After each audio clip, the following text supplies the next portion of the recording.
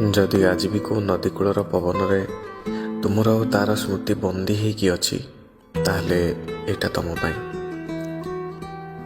କାଠଯୋଡ଼ିର ସେଇ ଚହଲା ପାଣି, ସେଇ ଝୁଲାପୋଲ ତଳର ସ୍ତବ୍ଧ କାହାଣୀ, ଗାଡ଼ି ଆଇନାରେ ତୁମ ମୁହଁକୁ ଦେଖିବାର ମୋ ପ୍ରୟାସ, ଆଉ ଜାଣି ଜାଣି ମୁହଁ ଲୁଚେଇବାର ତୁମ ଅଭ୍ୟାସ, ଡେରି ହେଲାଣି କହି ଫେରି ଆସିବା ପାଇଁ ତୁମ ଚପଳତା, ଆଉ କିଛି ସମୟ ସେମିତି ବିତେଇବା ପାଇଁ ମୋ ବ୍ୟାକୁଳତା।